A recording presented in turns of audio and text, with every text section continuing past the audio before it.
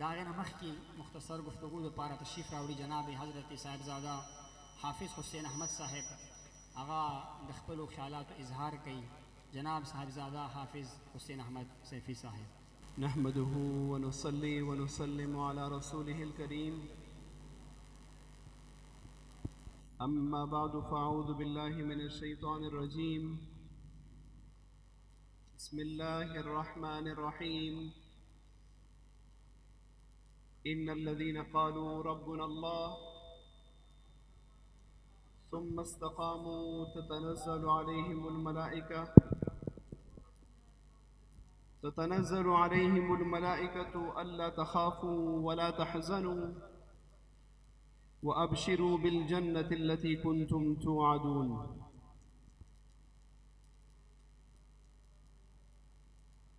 إن الله وملائكته يصلون على النبي يا أيها الذين آمنوا صلوا عليه وسلموا تسليما.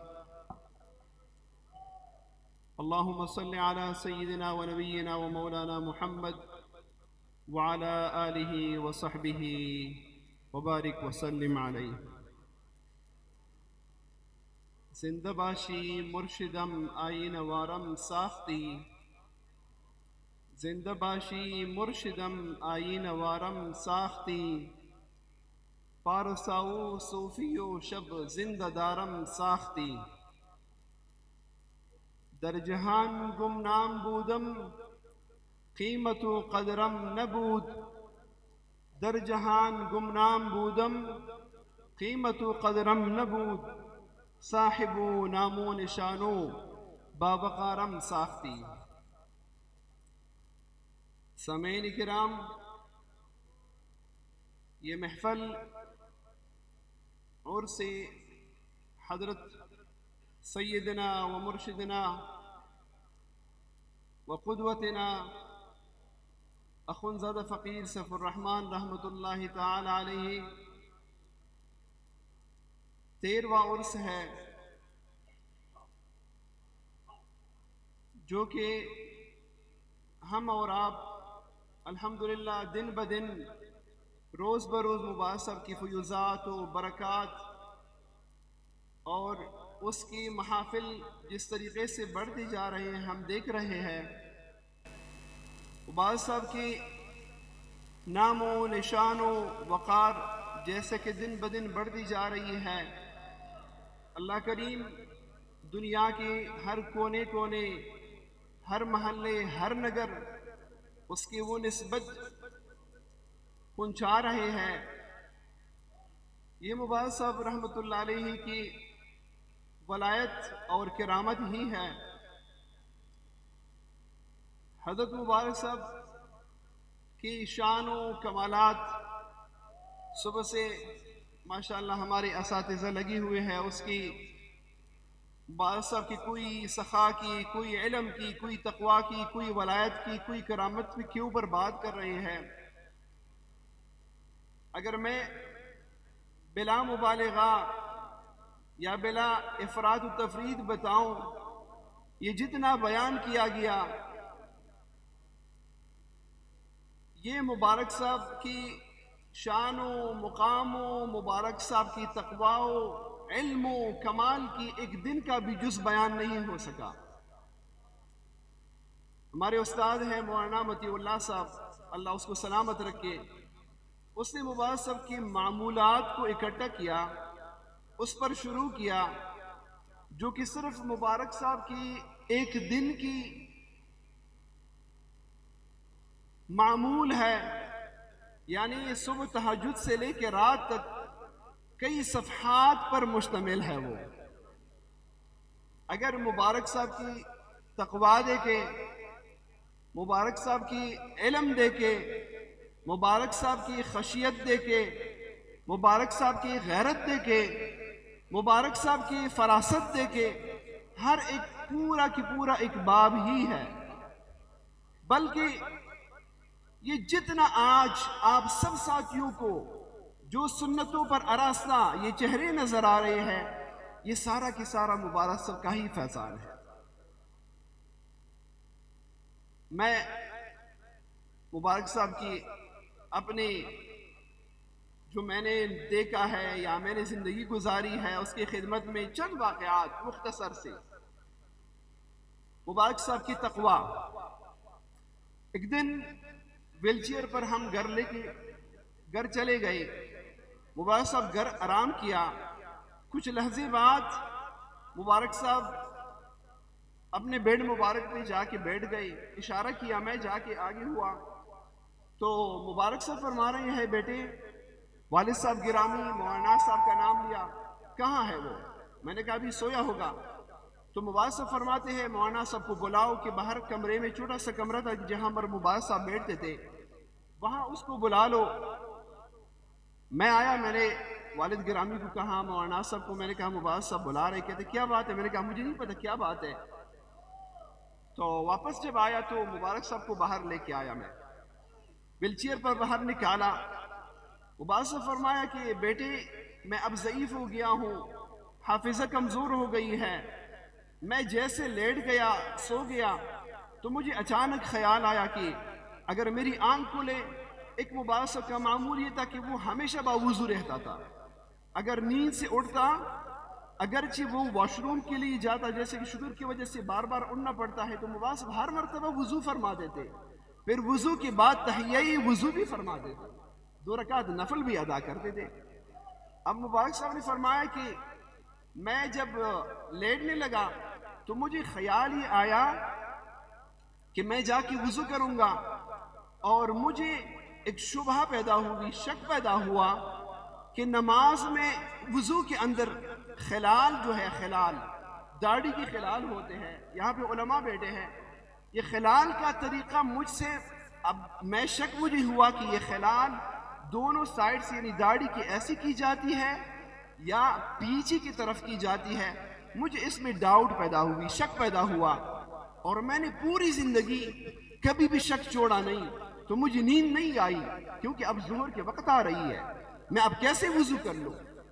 شاید میرے بھائیوں یہاں پر علماء بھی بیٹھے ہوں اور اس کو اس مسئلے کے بارے میں کبھی خیال بھی نہ آیا ہو، تو سرکار مولانا صاحب کو فرماتے ہیں بیٹے مجھے اتنا یاد ہے کہ یہ مسئلہ میں نے خلاصۃ الفتاوی میں نکالا ہے، آپ اس کو دے کے ذرا تلاش کر دیں۔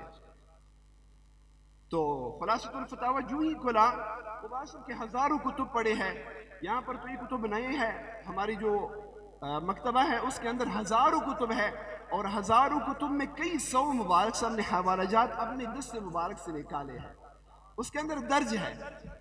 تو خلاصۃ الفتاوی کو جب دیکھا، اس میں 2 اقوال آئے تھے، حدیث مبارکہ، حضور صلی اللہ علیہ وآلہ وسلم مبارک اپنی کف مبارک میں پانی جب لیتے تھے، عنق کی طرف یعنی گلے گردن کی طرف،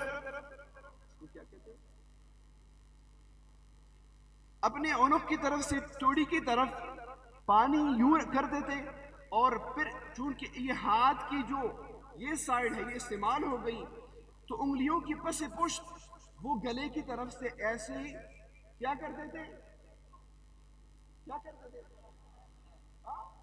خلال کرتے تھے۔ مبارک صاحب نے فرمایا کہ مجھے اسی پر زیادہ یقین تھا کہ ایسا ہی ہے، لیکن چونکہ ان کے ساتھ ایک حدیث، ایک روایت یہ آئی تھی کہ حضور پاک نے جب وضو فرمائی، چہرہ مبارک دھویا، تو دونوں ہاتھوں سے اس طرف سے اور اس طرف سے حضور پاک نے خلال کیا۔ اب اس قول، اس مسئلے میں کہ وہ نیچے گردن کی طرف سے پانی ڈال کے جو خلال کرتے ہیں، اس میں 2 حدیث نقل تھے۔ مبارک صاحب فرمائے الحمدللہ اب میرا شک شبہ ختم ہوا۔ اس کے بعد جا کے مبارک صاحب گھر آرام کیا، سویا اور ظہر نماز کے لیے وضو کی۔ ایک اور واقعہ، ایک دن وضو فرما رہے تھے، اور مبارک صاحب کا جس نے بھی ہمارے سالکین ساتھیوں نے جو دیکھا ہے اس کو علم ہے کہ مبارک صاحب وضو کے وقت ایک چادر گلے میں ڈالتے تھے، اور وضو کی استعمال شدہ ایک قطرہ پانی بھی مبارک صاحب کے کپڑوں پہ نہیں لگتے تھے، اس سے اپنے آپ کو بچاتے۔ تو مبارک صاحب نے جب وضو کیا، اب میں نے وہ چادر اٹھائی، اس چادر سے کچھ پانی نیچے کارپیٹ کے اوپر، قالین کے اوپر گری گھر میں۔ بڑا جلال فرمایا مجھے، تمہیں کس نے کہا کہ اس کو اٹھا لو؟ جب آپ کو طریقے کا نہیں پتا، آپ نے فرش خراب کر لیا۔ اب یہ فقہ کا مسئلہ ہے، جو پانی مستعمل ہو، استعمال شدہ پانی طاہر ہے لیکن وہ مطہر نہیں، وہ دوسری چیز کو صاف نہیں کر سکتا، وہ خود ناپاک نہیں، مگر ہم دوسری چیز اس سے پاک نہیں ہوتی، مگر ہم اس سے کوئی چیز بے نماز بھی نہیں ہوتی۔ مبارک رحمۃ اللہ علیہ فرمایا، امام ابو حنیفہ رحمۃ اللہ علیہ کا قول تم نے نہیں دیکھا؟ وہ مبارک فرما رہے تھے کہ ایک شخص وضو کر رہا تھا، اس کی وضو کی جب اعضاء جوارح دھوتے تھے، میں نے اس میں دیکھے کہ اس کی گناہیں ان پانی کے ساتھ جاتی تھی، حالانکہ مبارک ہماری عمر جو اس کے ساتھ گزری ہے 26 یا 25 سال، ہم نے کوئی بھی ایک حرام، کوئی خلاف شریعت کام نہیں دیکھا۔ لیکن مبارک صاحب کی تواضع عاجزی ہے کہ مبارک صاحب نے کیا امر کیا، فرمایا کہ میں ظہر نماز کے لیے جاتا ہوں اور میرے آنے تک اس کارپٹ کو ٹوٹلی اٹھا کے اس کو واش کر لیں۔ اس کو کہتے ہیں تقوی۔ اس کو کیا کہتے ہیں؟ تقوی۔ ایک سال مبارک صاحب فرمایا کہ میں نے جتنی بھی حدیث مبارکہ حضور پاک کے دیکھے ہیں، سب کے اوپر میں نے عمل کی ہے، مگر ایک عمل میں نہیں کر سکا ابھی تک، سنت کہ حضور پاک نے 100 قربانیاں کی تھی، میرا بھی تمنا ہے کہ میں 100 قربانی کر لوں، میں 100 قربانی کر لوں۔ تو اس سال مبارک صاحب نے 100 قربانی کیا، ایک قربانی میں کچھ شبہ پیدا ہوا، اس کی جگہ پر ایک اور لے کے آیا، اس کو بھی مبارک صاحب رحمۃ اللہ علیہ نے ہے عید الاضحیٰ کے اندر وہ 101 قربانی کر لی۔ اگر مبارک صاحب کی شجاعت، دلیری کی یا مبارک صاحب کی جرأت کی اگر آپ دیکھیں، کبھی بھی جیسے بھی جابر حکمران آئے ہیں، جیسے بھی معاملات آئے ہیں، دنیا جہان کے علماء نے، لوگوں نے مخالفت کی ہے، مگر مبارک صاحب نے کبھی بھی ایک بھی مسئلے کے اوپر کمپرومائز نہیں کیا۔ ابھی کرنل صاحب اٹھ کے چلا گیا، مجھے تھا کہ وہ بیٹھ کے میں یہ واقعات سناؤں۔ ایک مرتبہ یہاں پر کوئی کرنل جرنل پر کوئی شخص آیا تھا، مبارک صاحب نے اس کی کالر کاٹے تھے، مبارک صاحب کی کالر نہیں چھوڑتے تھے، آپ سب کو علم ہوگا، یہاں بھی باڈی گارڈ کے ہاتھ میں ہمیشہ کینچی ہوا کرتی تھی۔ مبارک صاحب فرمایا کہ میں نے حضور صلی اللہ علیہ وآلہ وسلم 2 بار خواب میں دیکھے ہیں، مجھے ارشاد فرمایا کہ لوگوں کو منع کیا کرو، یہ کالر اور کف نہیں ہوتی، کف وہ جو بٹن لگاتے ہیں، مبارک صاحب فرماتے تھے کہ میں اس کو کاٹتا ہوں، میرے محفل میں جو آئے گا میں نے اس کو کاٹ کے رکھنا، میری آنکھوں میں اور مجھ میں یہ قوت نہیں کہ میں اس کو دیکھوں، کیونکہ مجھے حضور نے امر کی ہے۔ کرنل صاحب، وہ جنرل صاحب آیا تھا، کوئی تھا پتہ نہیں مشرف کی کوئی رشتہ دار شاید تھا، اس کے ساتھ یہ واقعہ ہوا اور اس نے جا کے شکایت کی، جی کیوں نے ایک لیٹر لکھا تھا سیفی کے خلاف، یہ بڑی متشدد ہے، یہ فلاں ہے فلان ہے۔ ڈاکٹر صاحب فراز صاحب ابھی اٹھ کے چلا گیا، وہ آیا عصر شام کے ٹائم، مولانا صاحب کو کہتے کہ حضور حالات بڑی خراب ہے، آرمی میں ہمارے ہزاروں کی تعداد سالکین ہے، اس میں ہر کرنل بھی ہے، جرنل بھی ہے، برگیڈیئر بھی ہے، اگر ہم اس آرمی والوں کے ساتھ کچھ نرمی نہ کریں تو ہمارے لیے کوئی مسئلہ پیدا ہو سکتی ہے، اگر آپ مبارک صاحب کو عرض کریں۔ مولانا صاحب فرمائے کہ بھائی میں یہ عرض نہیں کر سکتا، میرا جرأت نہیں کہ میں مبارک صاحب کہوں کہ یہ کام نہ کرے۔ کرنل صاحب کو مبارک صاحب دیکھے، اللہ کا ولی تھا، پتہ چلا کہ کیا بات ہے، کہتے کیا بات ہے؟ کرنل صاحب بڑے ڈر ڈر کے آگے ہوا، حضور وہ بڑے ایسے ڈر سے وہ بتایا کہ حضور یہ جیج کیوں سی آرڈر آئی ہے کہ ایسے یہ سالکین جو سیفی ہے یہ ایسے ہے، یہ فلان ہے، اگر آپ تھوڑا سا اجازت دیں، یہ رسر کالر وغیرہ کی اور داڑھی مونچھ کی۔ مبارک صاحب رحمۃ اللہ علیہ فرمایا، مشرف کا دور تھا، فرمایا مشرف نے یہ لیٹر لکھا ہے، اگر اس کو تکلیف ہوگی تو وہ آئے گا، مجھے پکڑے گا، مجھے جیل ڈال دے گا، مجھے کہیں گا کہ آپ اس کاموں کو چھوڑ دے، میں نہیں چھوڑوں گا، مجھے عدالت کے لیے پیش کرے گا، مجھ پر کوئی تشدد کا کوئی کیس کر دے گا، بالآخر کیا کرے گا، مجھے پھانسی چڑھا دے گا۔ محمد الرسول اللہ کی بات کے اوپر مجھے موت کی کوئی پرواہ نہیں۔ باس رحمت اللہ علیہ فرمایا، ہمارے سنی ایک جماعت، نام نہیں لوں گا، ایک بڑی جہادی تنظیم ہے ہماری ایک سنی جماعت کی، اس کی امیر آیا تھا ادھر، اس کی امیر آیا تھا، اس کی وہ جناب کیب تھی اور داڑھی اس نے کالا کیا تھا، داڑھی کو خطاب کیا تھا، امامہ نہیں تھا سر کے اوپر، وہ بھی مولانا صاحب سے ملاقات کیا کہ ہم نے سرکار مبارک صاحب سے ملاقات کرنی ہے. مولانا صاحب فرمائے بھائی آپ جس طریقے سے جاتے ہو یہ نہ ہو کہ کہیں مسئلہ نہ بنے. اسے کہا نہیں کوئی بات نہیں. ان کے ساتھ 2-3 اور بھی بندے تھے.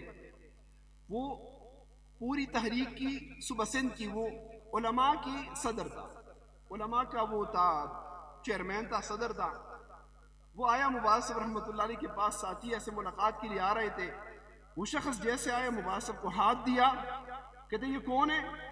مولانا صاحب فرمائے حضور یہ فلان تحریک کی جو ہے وہ سنی علماء کا سندھ کا صدر ہے. مبارک صاحب رحمۃ اللہ علیہ اس کو ایسے داڑھی سے پکڑ کے, شاید یہاں پر ساتھی بھی کچھ گواہ موجود ہوں گے, اور منہ پہ ایسے ایک زوردار تپڑ لگا دی. اس کی کیپ وہ جا کے مسجد کے ادھر درمیان گر گیا. دوسری تپڑ لگائی, کہتے علماء کا صدر ہے, یہ شیطانوں کا صدر ہے. عالم ایسے کرتے ہیں. یہ مبارک صاحب کا جرأت اور غیرت تھا دین کے اوپر, کبھی بھی کمپرومائز نہیں کیا. میرے بھائیوں, ہم مبارک صاحب کے اولاد ہیں. اللہ کی عزت کی قسم ہمیں مار پڑی ہے, ہمارے چہرے کو سیاہ کیا گیا ہے. کیوں؟ ہم جماعت کے اندر حاضر نہیں تھے. نماز بھی پڑھی ہے مگر ہم کبھی بھی, مبارک صاحب رحمۃ اللہ علیہ نے ایک دن ایسے واقعہ آیا, ہم سب کو بڑی سخت مار پڑی. مبارک صاحب فرمایا کہ حالانکہ ہم نے نماز پڑھی تھی لیکن جماعت ترک ہوا تھا. مبارک صاحب فرمایا قیامت کے دن اللہ کریم مجھے سامنے کھڑا کر دے اور اللہ مجھ سے پوچھے کہ سیف الرحمن تیرے اولاد گھر میں تھے, تم نے اس کا پوچھا تک نہیں. میں اللہ کے لیے جواب نہیں دے سکتا. کبھی بھی کسی بھی عالم کو, کسی بھی جابر حکمران کو, کسی بھی شخص کے سامنے حق کی بات آئی, مبارک صاحب نے حق نہیں چھپایا اور منہ پہ ہی بات کر لی. یہ مبارک صاحب کی جرأت اور غیرت ہے, مبارک صاحب کی ولایت, مبارک صاحب کی معرفت. بلکہ اس مبارک کی ابھی 13 سال ہو گئی وفات کی. میں سفر میں تھا, ابھی استنبول تھا, تو والد صاحب گرامی مکہ مکرمہ گیا. میں نے کال کی کہ سلام کروں, میں مبارکباد دوں. میں نے کال کی تو مولانا صاحب مجھے ارشاد فرما رہے ہیں بیٹے ابھی میں نے خواب دیکھا مبارک صاحب رحمۃ اللہ علیہ کو. یہ ابھی کا واقعہ ہے. ابھی میں نے مبارک صاحب کو خواب میں دیکھا تو میں مبارک صاحب کے پاس جا رہا ہوں اجازت لینے کے لیے کہ میں فیصل آباد ہوتا ہوں. میں فیصل آباد جا رہا ہوں, وہاں حسین احمد ہے اور کچھ ساتھی ہیں, ان سے مشورہ کر رہا ہوں عرس کی تیاریوں کے لیے. میں نے پچھلے مہینے کچھ تھوڑا سا خدمت مبارک صاحب کے عرس میں نے پیش کیا تھا. مولانا صاحب فرما رہے کہ مجھے مبارک صاحب رحمۃ اللہ علیہ شاہ فرماتے کہ حسین احمد کو, میرا نام حسین احمد ہے, حسین احمد کو نہیں بتانا کیونکہ اس نے اپنا خدمت پیش کر لیا, وہ میرے تک پہنچ چکی ہے. یقین کریں یہ ابھی 7-8 دن کی پہلے کی بات ہے. مبارک صاحب کی یہ مقام, یہ شان. میرے بھائیوں, آخر میں صرف ایک بات کی طرف آپ سب کی توجہ دلانا چاہتا ہوں جو کہ مجھے بڑی درد دیتی ہے. ہم اگر کسی بھی دنیا دار کے مجالس میں جاتے ہیں, کسی بھی محافل میں ہم جاتے ہیں, وہاں پر ایک ڈسپلن, ایک ادب اور ایک رولز ہوتے ہیں. الحمدللہ ہمارا یہ ایمان ہے, عقیدہ ہے کہ ہم جیسا نسبت, ہم جیسا کمالات کسی پیر اور کسی اہل طریقت کے ساتھ نہیں جو ہمیں اللہ نے عطا کی ہے. یہ سارا اس مبارک پیر ارچی کی توفیل اور برکت سے ہے. لیکن میرے بھائیوں, میرا آپ سب سے ایک شکوہ ہے, میں آپ سب کو مخاطب کرتا ہوں, مسجد کی اس دیوار سے لے کے اور آستانے کے اس دیوار تک آپ مجھے بتا دیں کہیں بھی کوئی دنیا دار کی مجلس میں, کہیں بھی کسی بھی پیر کی مجلس اور محفل میں کہ آپ لوگ نے یہ علم دیکھے ہیں جو یہاں پر ساتھی کڑے ہیں, یہ ادب کے خلاف ہے کہ نہیں ہے؟ یہ سب ادب کے خلاف ہے کہ نہیں کہ جہاں پر ساتھی کڑے ہیں؟ یہاں پر اولیاء کرام, خلفاء مبارک صاحب کے اولاد بیٹھے تاکہ لوگ اس کی ادب سے دیکھیں, اور یہاں پر لوگ باتیں کر رہے ہیں, یہ ٹوٹلی بے ادبی ہے. اس کے بعد میں باہر جو ساتھی ہے اس میں اگر مبارک صاحب کی مرید ہے یا مبارک صاحب کی مرید کی مرید ہے, وہ سب مبارک صاحب کی مرید ہے. بھائیوں, یہاں پر مبارک صاحب کی تصرف چلتی ہے, اس کی نگاہ ہے. مجلس جو ہماری مسجد کے اندر ساتھی بیٹھے ہیں, اس کے تقریباً 7% ساتھی سالکین باہر کھڑے ہیں, سب باتیں کر رہے ہیں, سب کھڑے ہیں, ایک دوسرے کے ساتھ مجلس شروع کی ہے. یہ کون سا ادب ہے؟ یہ کون سا طریقہ ہے؟ یہ کون سا سلوک ہے بھائیوں؟ میں آپ سب سے پوچھتا ہوں، جو سالکین جو یہاں پر عرس کے لیے آئے ہیں ادب کے ساتھ، فیض کی حصول کی خاطر، فیض کی طلب کی خاطر آئی ہے، کیا یہ ادب ہے کہ آپ وہاں پر جا کے باتیں کر رہے ہو؟ یہ مباحثہ نہیں دیکھتا؟ سرکار معاذ فرماتے ہیں، میں جب بھی آتا ہوں، سرکار جب آتے ہیں گاڑی میں، یہ دروازے سے جیسے انٹر ہو ادھر ہی اترتا ہے، گھر تک پیدل جاتے ہیں۔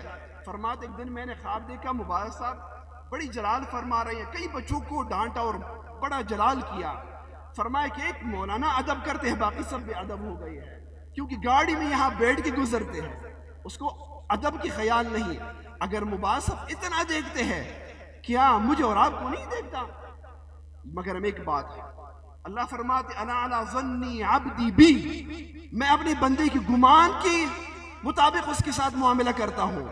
میرے بھائیوں، اگر مبارک صاحب کو ہم ایسے حیات سمجھے، مبارک صاحب کو ہم اس طرح ولی اللہ سمجھے اور اس کے ادب کی ہم مراعات کریں، اللہ کی عزت کی قسم ہمیں اسی طرح ادب اور ہمیں اسی طرح عزت مل جائے گی۔ اللہ کی ولی کے ساتھ جیسے تم معاملہ کرو گے، اللہ آپ کے ساتھ وہی معاملہ کرے گا۔ ہزاروں خلفاء ہے، ہزاروں سالکین ہے، اس میں سے آپ دیکھتے ہو ایک کو اللہ نے اتنا شان دیا، اتنا مقام دیا، اتنا عزت دیا، اتنا خدمتیں ہیں۔ کرنل سرفراز صاحب جیسے ہزاروں کرنل ہے، کرنل صاحب کا باپ پیر تھا، اس کا دادا کوئی پیر ہے، اس کا نانا کوئی پیر تھا، کس ذات سے ہے؟ اس کو جو یہ مرتبہ مقام ملا ہے، کس کے طفیل ملا؟ کس کے دعا سے ملا؟ میاں صاحب بیٹے ہیں، کیا میاں صاحب کا والد صاحب پیری طریقت تھا؟ مولوی نظام الدین صاحب بیٹے ہیں، کیا اس کا والد صاحب کون سا عالم کا، کون سی پیر صاحب کا بیٹا ہے؟ یہ میں نے مثال پیش کی، ہزاروں لاکھوں ایسے خلفاء ہیں مبارک صاحب کی، مگر ہم اپنے اپنے محبت، اپنے اپنے ادب، اپنے اپنے اخلاص کی طفیل اللہ نے ان کو اتنا نوازا، اللہ نے اتنا مقام عطا کیا، اللہ نے اتنا ان کو عزت عطا کی، صرف کس وجہ سے؟ ادب کی وجہ سے، اخلاص و محبت کی وجہ سے۔ میرے بھائیوں، یہ نہ ہو کہ ہم یہاں پر آئیں اخلاص و ادب کے ساتھ، لیکن یہاں سے اٹھ کے بے ادب چلے جائیں یا محروم چلے جائیں۔ میرے آپ سب سے التماس ہے، ہر سال میں فریاد کر رہا ہوں کہ بھائیوں، باہر جو ساتھی بیٹھے ہو، خدا آئے ہو، آرام سے بیٹھو، اولیاء کرام کی، علماء کی، فقہاء کی اور ہمارے بزرگوں کے ارشادات ہیں، ملفوظات ہیں، مباحثوں کی کرامات سنو، اور جو مباحثوں کے بیانات، اس کی کمالات، اس کی کرامات، اس کے علم تقوی بیان کی جاتی ہے، میں بھائیوں آپ سب کو حلفیہ کہتا ہوں کہ یہ کما حق ہو مباحثوں کا شان نہیں تھا، بلکہ اس سے بڑھ کے تھا، بلکہ اس سے بڑھ کے علم، کمال، تقوی اور ہر ایک شے موجود تھی جو بیان کی جاتی ہے۔ مگر اگر آپ توجہ کریں، آپ ادب کے ساتھ بیٹھے، تب جا کے آپ کو یہ نصیب ہوگی۔ اللہ سب سے اول مجھے ادب کرنے کی توفیق عطا فرمائے، اور پھر آپ ساتھیوں کو اللہ رب العزت ادب کرنے کی توفیق عطا فرما دے۔ وما علینا الا البلاغ۔